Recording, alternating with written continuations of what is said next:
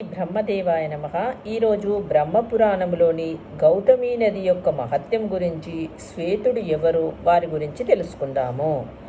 పూర్వము శ్వేతుడనే బ్రాహ్మణుడుండేవాడు. అతడు గౌతమునికి స్నేహితుడు.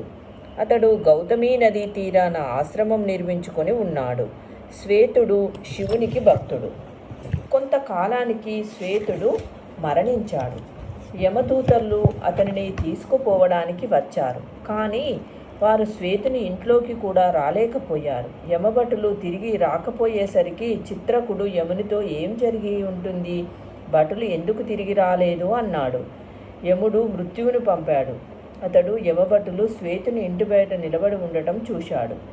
అతడు యమభటులను బయటనే నిలబడుటకు కారణమేమిటని అడిగాడు. అప్పుడు వారు శ్వేతుని శరీరాన్ని శివుడు కాపలా కాస్తున్నాడు కాబట్టి మేము లోపలికి వెళ్ళలేకపోయాము అన్నారు. అంతలో శివుని అనుచరుడు యమభటులను చూసి, మీరు ఇక్కడ ఏం చేస్తున్నారు, మీకు ఏం కావాలి అన్నాడు. అప్పుడు మృత్యువు, నేను శ్వేతుని యముని వద్దకు తీసుకొని పోవాలని వచ్చాను. అతని ఆయువు ఈ రోజుతో ముగిసింది అని శ్వేతుని శరీరం మీదకు పాశాల్ని విసిరాడు. శివుని అనుచరుడు ఒక కడ్డీతో మృత్యువును కొట్టి చంపాడు. ఆ వార్త యమునికి తెలిసింది. యమునికి చాలా కోపం వచ్చింది. అతడు తన అనుచరులతో వచ్చి శ్వేతుని ఇల్లు ముట్టడించాడు. యమునికి శివునికి మధ్య యుద్ధం జరిగింది. శివుని పక్షాన నంది, గణేశుడు, కార్తికేయుడు, ఇతర గణాలు ఉన్నారు. వారి మధ్య యుద్ధం తీవ్రతరం అవుతున్నది. ఇంద్రాది దేవతలు వచ్చి వారి మధ్య యుద్ధాన్ని ఆపాలనుకున్నారు. కానీ పరిస్థితి వారి చేయి దాటిపోయింది. కార్తికేయుడు యముని చంపాడు. దేవతలు శివుడిని ప్రార్థించారు. మహాదేవ, యముడు తన ధర్మాన్ని తాను నిర్వర్తిస్తున్నాడు. దానికి మీరు కోపించి అతన్ని చంపడం సమంజసమేనా? మాపై దయ ఉంచి యముడికి ప్రాణభిక్ష పెట్టండి అని ప్రార్థించారు. శివుడు శాంతించాడు. గౌతమీ నది నుంచి నీటిని తెచ్చి యమునిపై చల్లమని నందికి చెప్పాడు. నంది శివుడు చెప్పినట్లుగానే గౌతమీ నదీ జలాన్ని తెచ్చి మరణించిన యముడు ఇతరులపై చల్లారు. వారందరూ జీవించారు. వారు శివుడిని స్తుతించారు. శివుడు యముడిని తన భక్తుల జోలికి వెళ్ళవద్దని ఆదేశించగా యముడు అంగీకరించాడు. ఇప్పుడు కుబేరుడు గురించి తెలుసుకుందాం. కుబేరుడు విశ్రవుని యొక్క కుమారుడు. విశ్రవునికి 2 భార్యలు. మొదటి భార్యకు కుబేరుడు, రెండవ భార్యకు రావణుడు. రావణుడు, కుంభకర్ణుడు, విభీషణుడు జన్మించారు. కుబేరుడు లంకను పాలించేవాడు. అతడు అతని అనుచరులంతా సజ్జనులు. కానీ రావణుడు కుబేరునితో ఉండటము రావణుని తల్లికి నచ్చలేదు.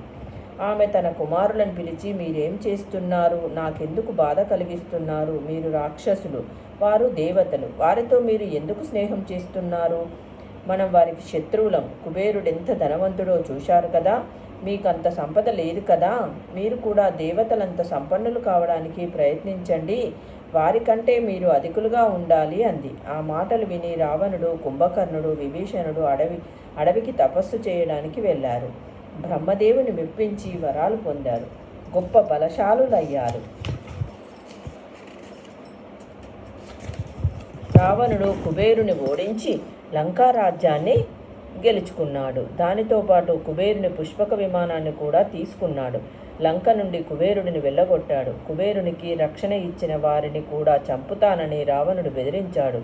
కుబేరుడు పులస్త్యుని వద్దకు పోయి అతనిని సలహా అడిగాడు. గౌతమీ నదీ తీరంలో శివుని గురించి తపస్సు చేయమని పులస్త్యుడు సలహా ఇచ్చాడు. శివుడు ప్రత్యక్షమయ్యి కుబేరుణ్ణి ధనాధిపతిని చేశాడు. ఇప్పుడు హరిశ్చంద్రుడి గురించి తెలుసుకుందాము. ఇక్ష్వాకు వంశంలో హరిశ్చంద్రుడనే రాజుండేవాడు. అతనికి కుమారులు లేరు. ఒకరోజు అతని వద్దకు నారదుడు, పర్వతుడు వచ్చారు.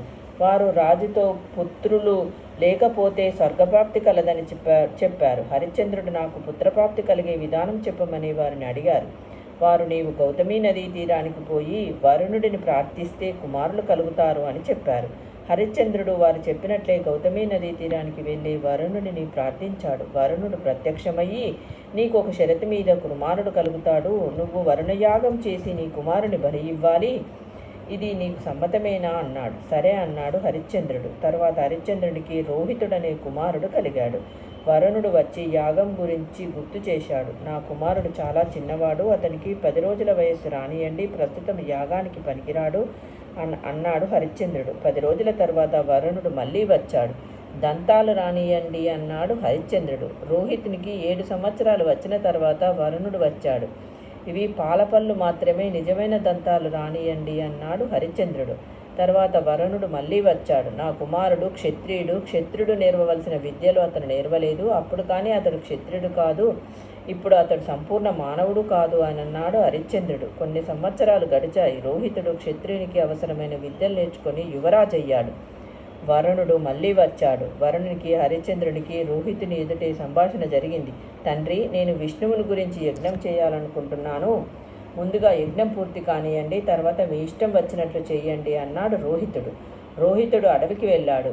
ఈ లోపున వరుణుడు హరిశ్చంద్రునికి కడుపు నొప్పి వచ్చేటట్లు చేశాడు. రోహితునికి ఆ వార్త తెలిసింది. అడవిలో రోహితుడు అజిగర్తుడనే ముని కలిశాడు. ఆ ముని తన భార్య బిడ్డలతో తిండి లేక పస్తులుంటున్నాడని తెలుసుకొని, మీ కుమారులను నాకు ఒకరిని అమ్ముతారా? అతనిని యజ్ఞ పశువుగా చేయాలి అని అడిగాడు రోహితుడు.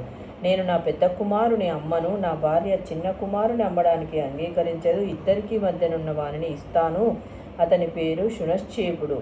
అతన్ని 1000 గోవులు, 1000 బంగారు నాణాలు, 1000 దుస్తులు ఇచ్చి తీసుకొని వెళ్ళండి అన్నాడు ఆ ఋషి. రోహితుడు అతనిని కొని హరిశ్చంద్రుని వద్దకు తీసుకొని వచ్చాడు.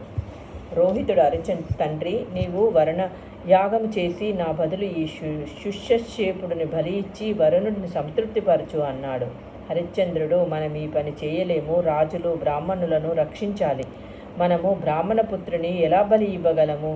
అంతకంటే మనకి మరణమే మేలు. శునచ్చేపుని మరల తండ్రి వద్దకు చేర్చు అన్నాడు. అప్పుడు ఆకాశవాణి, ఎవరూ చనిపోనక్కర్లేదు. శునచ్చేపుని గౌతమీ నదీ తీరానికి తీసుకువెళ్ళి అక్కడ వరుణయజ్ఞం చెయ్యండి. అక్కడ యజ్ఞం చేస్తే బలి ఇవ్వనక్కర్లేదు అంది. హరిశ్చంద్రుడు ఈ విధంగా చేసి వరుణుని మెప్పించాడు. విశ్వామిత్రుడు శునచ్చేపుని దత్తత తీసుకున్నాడు. ఓం శ్రీ బ్రహ్మదేవాయ నమః. రేపటి వీడియోలో వృత్త సంగమం గురించి తెలుసుకుందాము.